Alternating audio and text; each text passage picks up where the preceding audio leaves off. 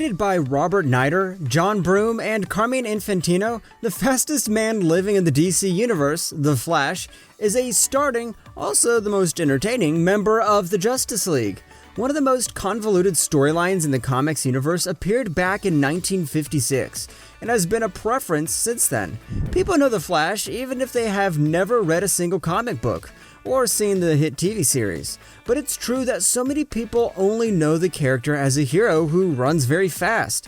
So guys, here are some mind-blowing details that fans only notice the second time they watch The Flash. Number 11, quite an appearance. We're live outside Star Labs despite the inclement weather. In one episode, Barry Allen had a purpose to see the particle accelerator turn on at Star Labs. He goes back to his lab after being forced to leave the event early, and he turns the TV just to be informed about the event. What's interesting is when he turns the TV on, the news reporter telling the event is actually Linda Park, portrayed by Olivia Chang. Linda Park is the girlfriend and the next wife of Wally West in the comics. The character appears later in the episode Crazy for You, but she was recast and became a reoccurring character performed by actress Malise Zhao. Number 11, changed origin. Actually, it was only one guy. Sorry, I'm late. In one of the episodes from the show The Scientist, Barry Allen is making his first appearance when he is investigating a crime in Starling City. And in the episode titled The Three Ghosts, at the end, we can see Barry leave and go back to Central City after doing everything he could for Oliver and the team. He comes back at the perfect timing to notice it turned on, and later at his lab because he dropped the line, calling Felicity to tell her before getting struck by the lightning that provides him his powers. But interestingly enough, during this episode, Barry wasn't in Starling City when the particle accelerator activation occurred. He and Iris were at the event, and he never calls Felicity. Did you guys know this before? Let us know. Number 9, GOT fan. Barry. Hey! Hi.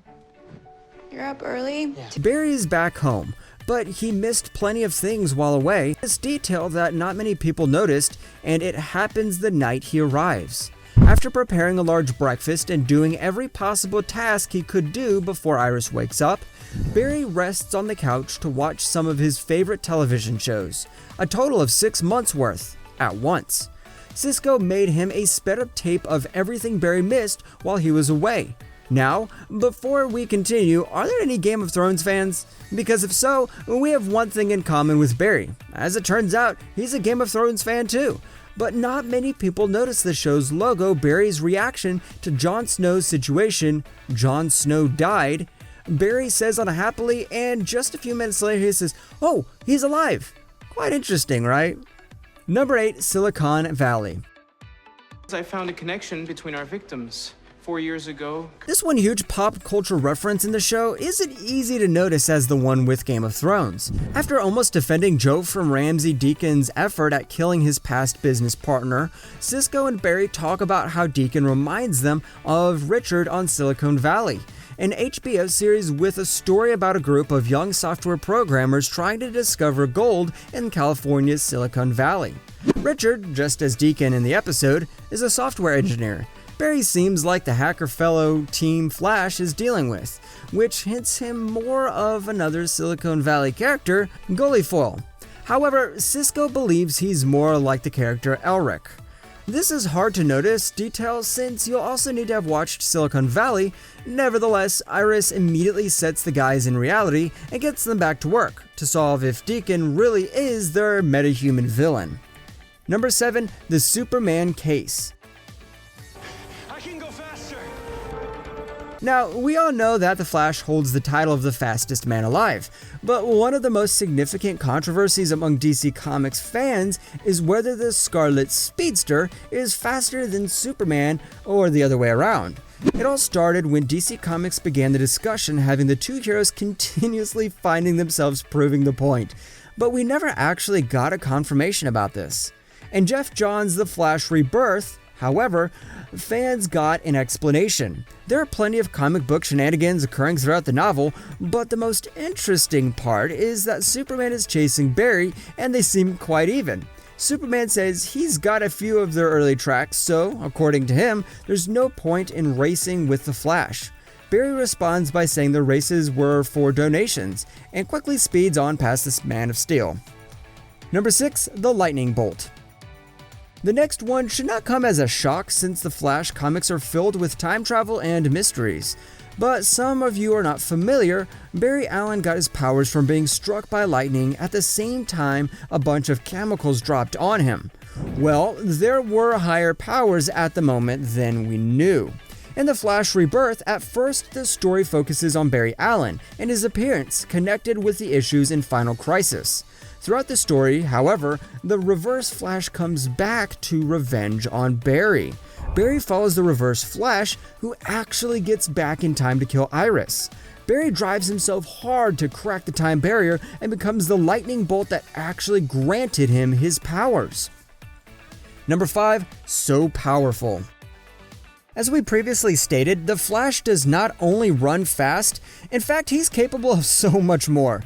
As one of the most influential superheroes ever, the Flash's powers provide him to run millions of times faster than the speed of light, time travel, and also produce alternative timelines. Somehow, all of these things make him a god. Remember the Flashpoint event where he built another universe? The Flash has quickened healing, is capable of quantum tunneling into objects, and provides the constant mass punch where he has controlled over the speed of light and hits anyone with the strength of an asteroid that destroyed the dinosaurs. And a person cannot see him or touch him when he moves fast enough. Number 4, 2 speedsters. In the episode where Barry's mother dies, he wakes up after he hears some noise downstairs. When he investigates, he discovers his mother in the center of the living room yelling as she's encircled by red and yellow streaks of lightning. And it looks like 2 streaks are arising from one speedster, but we later learned that one of the streaks of lightning was a future version of Barry, which was the one that got him out of the house that night. And here's an extra detail you probably missed. In the 4th season, the actress Jessica Parker Kennedy is presented as Nora West Allen, a child of Barry and Iris from the future, also known by her superhero name XS. Coming from almost 30 years from the episodes of Season 5, in Nora's experience on the show, she developed close relationships with both her parents. Number 3, Flash villain. Hate to rain on your parade. Now, do you guys remember when Iris came back to Barry's lab and questions if he can see the particle accelerator turn on? She points to it as the atom smasher, then corrects herself and alternatively calls it an atom smashing. This is really hard to notice, but this was actually a reference to the classic comic book Flash villain. In the comics, Albert Rothstein, also recognized as Atom Smasher, has the experience of atomic dispersal, which provides him to improve his size, growing up to 28 feet tall. Number 2, Future Calls. After the last title card is revealed, we come to a scene that just puts hints for the rest of the series. In the scene, you can see Harrison going into a secret room that is hidden in the walls at Star Labs and getting up out of his wheelchair to look at a newspaper from April 25th, 2024, which comes from the future. And the newspaper reads, "Flash missing, vanishes in crisis." This headline about Flash's disappearance was the most talked, and because the focus was on that, the more diminutive article that focuses on a future merger between Wayne Tech and Queen Inc.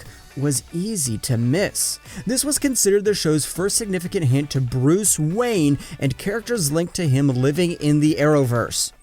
Number 1, The Suit. I don't suppose you have a big belly burger in this universe, do you? Harry has a place in my heart. I mean, he's... Out of all first stars on The Flash, then Ed star Tom Cavanaugh was one of the most famous, promptly reinventing himself with a new character as Harrison Wells on the CW series. And this show is the 3rd collaboration among Cavanaugh and producer Greg Berlanti, but Cavanaugh stated in interviews that he was somehow apathetic about the role of Dr. Harrison Wells on the own.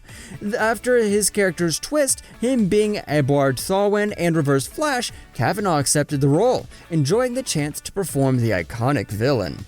However, during his 6 seasons, Barry's costume went through so many upgrades, so it is challenging to memorize when and why he got the suit. The suit was designed to replace the uniforms firefighters wear, created by Cisco with beliefs that doing some good for society would somehow help the Star Labs. The suit can be heat and abrasion resistant from strengthened tripolymer with a few different sensors. The suit included a gas mask and goggles, and not many people noticed that Barry removed them throughout his fight with Clyde Martin, also known as Weather Wizard. The most recent season of the CW series ended in May, but there's more to look forward to when the show returns for Season 7 in 2021. Season 7 premieres on Tuesday, February 23rd, 2021 at 8 p.m. Eastern Time. This is the end of our video, guys. Are you excited for the upcoming season? Let us know in the comment section below. Make sure to like the video, subscribe, and hit the bell icon for more amazing videos such as this. Thanks for watching.